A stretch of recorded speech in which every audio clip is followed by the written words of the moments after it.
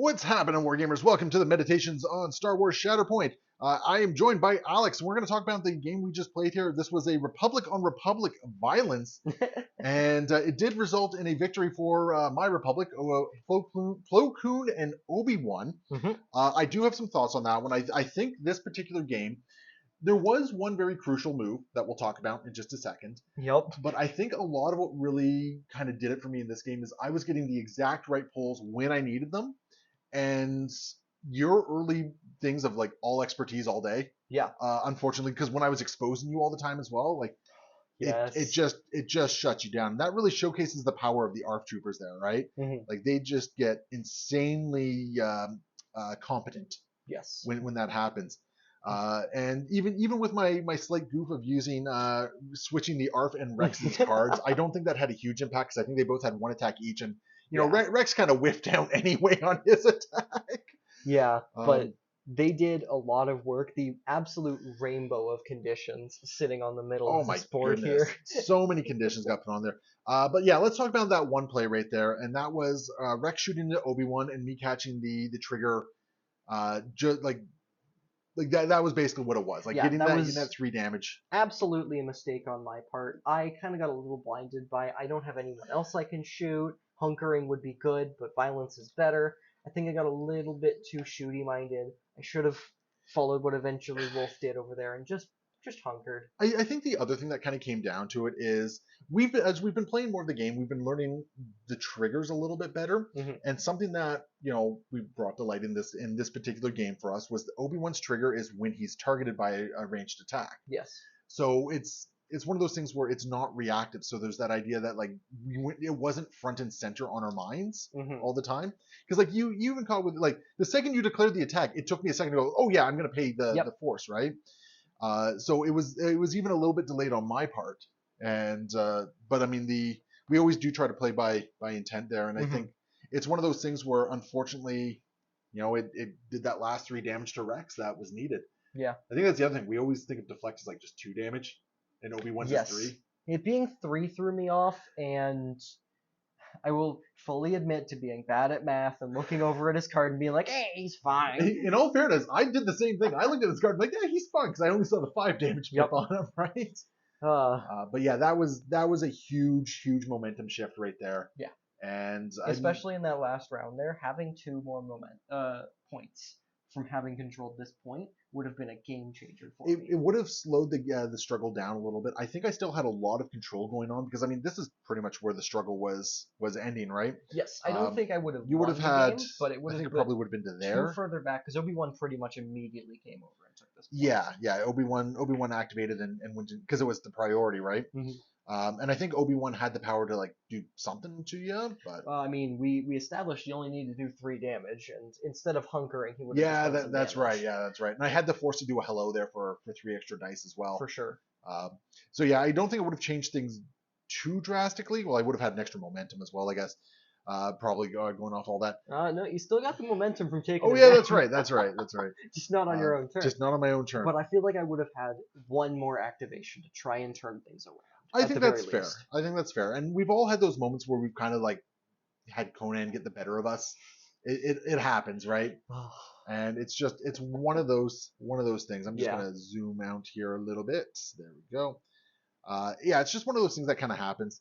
I think otherwise, like you had some good plays, but I think you were kind of hampered. You had some rough pulls. Like, there were some rough pulls. I don't want to be the guy who blames the deck, but there were some rough pulls. Can I blame your deck? Yeah, go nuts. Blame my deck. Like here's the thing. I don't want I'm blaming your deck. Oh, jeez. My deck committed war crimes this game. Like I almost got like perfect pulls like the entire game, right? You had some right at the start where you went. I think it was reserve into shuffle Shatterpoint. Was a little bit. Yeah, because what was it? It was I think I Shatterpointed and then I shuffle. I Shatterpointed, then I pulled the Wolf pack. Yeah.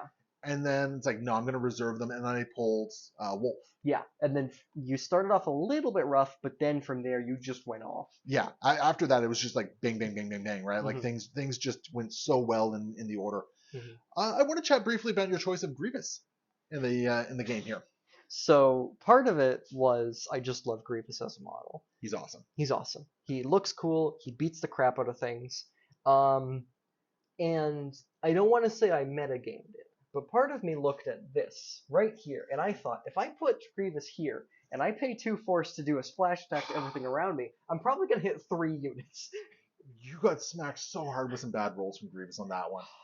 Like, that was, because I think, what was that, like 4 failures and 4 strikes is what you got on it or something like that? Yeah, it was, perhaps it could have been better, but I was looking forward to doing some mean things. Mathematically speaking, Grievous should have had a bigger impact on the game. Yeah, it's weirdly what's been happening with him for me lately. You remember our last game where I brought out Grievous and he got shoved into oblivion? Oh yeah, that was that? Yeah, I think that was against Anakin. I think it was against Anakin. Yeah, it was against Anakin because Anakin ran up and just, you are no longer in this game. And just did Anakin things, yeah. Yeah. I like Grievous. I felt like obviously picking a character who more thoroughly enjoyed the Galactic Republic would have been a better choice, perhaps. But I wanted to give him a try. I wanted to see how well he did on his own because I've played him pretty consistently in Separatists, and he's been oppressive. You know what you need? You need Magna Guard.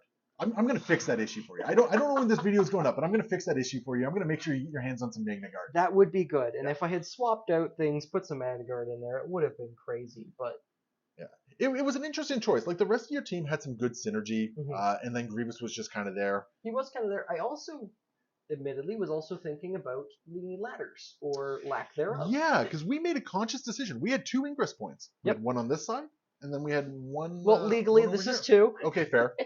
But yeah, I thought someone with scale would be very useful in this, and it kind of came up. It wasn't bad. Well, it was useful because it got him back on the point a couple times, right? Like I pushed him off a couple times, he came back up. And... Yep. So I thought that could be useful for him. Some interesting thing he could do. You know who I think was the dud for both of us in this game? I think it was Rex.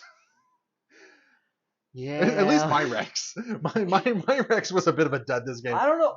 I'm pretty sure my Rex was done right towards the end there. Yeah, like it's weird because Rex is normally a very strong performer, and I think for both of us, like you got slightly better use out of your Rex than I got out of mine. But yeah, like our Rex is just kind of like, yeah, we're not kind of there. We're not showing up today. And then poor Mr. Plo Koon who got 1 activation, and then that's it. He didn't do anything. He hung out. He hung out. He did no attacks. Didn't even get to use his identity. He just hung out there. At this point. And the whole point of this list was to make use of Plo Koon. It didn't happen. Obi-Wan was the friggin' hero of this game for me. So. Yeah. And the Wolfpack. And the Wolfpack, which, can I say, good on them.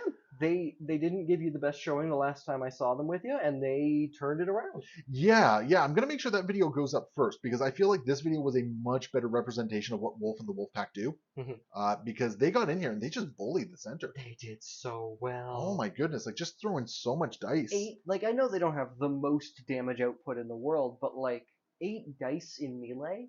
And also being able to throw a strain and a pin off 3 successes. Yep. Like they're a really good combo with the ARPs because you put them in somewhere and you go, I'm gonna hit you with 8 dice on my support unit, and also you're exposed. Please say goodbye. Yep.